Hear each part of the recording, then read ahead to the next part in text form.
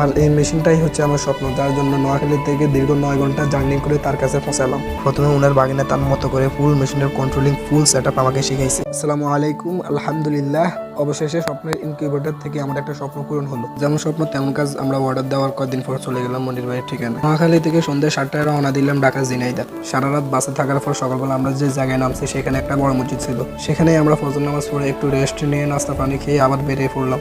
এরপর ওনার সাথে যোগাযোগ করার চেষ্টা করি আর জানতে পারি আমরা যেখানে আছি সেখান থেকে ওনার বাসা পর্যন্ত 40 টাকা ভাড়া। অবশেষে আলহামদুলিল্লাহ ওনার বাসা পর্যন্ত পৌঁছে গেলাম। ওনার সাথে দেখা সাক্ষাৎ করলাম আর ওনার আশেপাশে অনেক খামা ছিল, দেখে খুব ভালো লাগলো। এরপর ওনার বাসায় গেলাম, নাস্তা করলাম আর অনেকক্ষণ ওনার সাথে বসে কথাবার্তা বললাম। আর এই মেশিনটাই হচ্ছে আমার স্বপ্ন, যার জন্য নোয়াখালী থেকে দীর্ঘ 9 ঘন্টা জার্নি করে তার কাছে পৌঁছালাম।